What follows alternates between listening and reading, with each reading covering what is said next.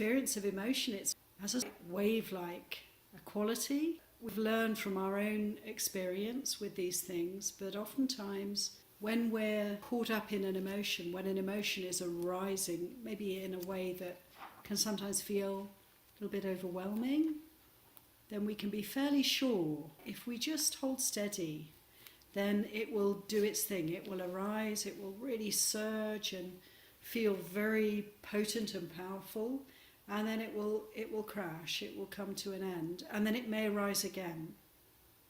But this quality really is a great teaching for us, because we can notice that things are changing all the time.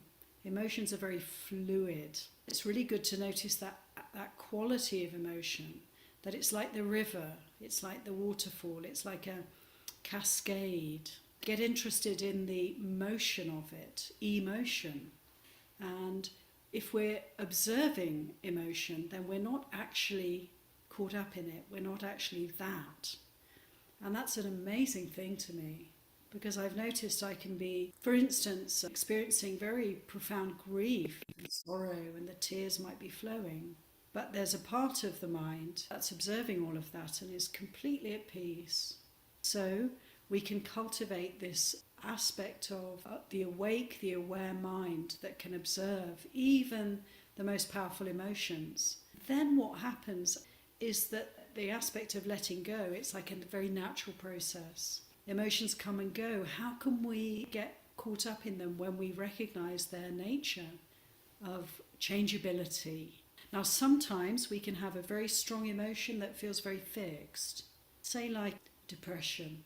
When one is depressed, there's a sense of a solidity to that. It's heavy, it's unmoving.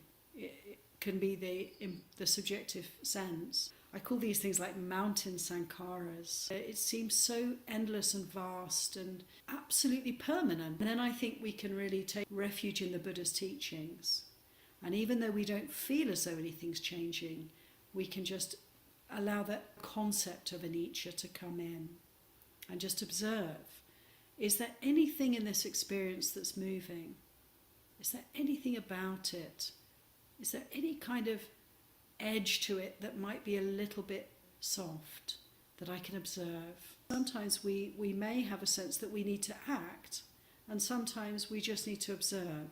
And for instance, again with depression, if there's a heaviness, a stodginess, a solidity to the experience, then sometimes it's really helpful to get up and move, do some exercise, go for a walk, and notice how that helps or not the situation. So we can use all sorts of strategies to work with emotions. For most of us, it's trial and error, isn't it? We try this, try that, see what works for you with your particular temperament and your particular experiences. Sometimes the action can be to energize, to bring up energy in whatever way we can.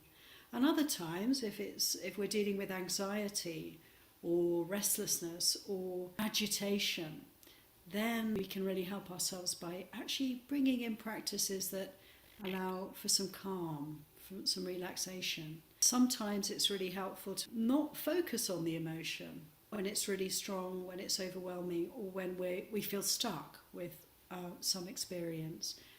Just to turn right away from it and actually just read a sutta, take in a teaching, read something that helps us to feel inspired. Go see a friend and have a conversation. Sometimes talking about what's happening can be helpful. It helps us to clarify what's going on. Oftentimes, rather than adding to the problem, if we're really skillful in our investigation, we can actually see our way through. So many, many ways in which we can work. Sometimes there's a time for meditation, stillness. Sometimes there's a time for more active approaches.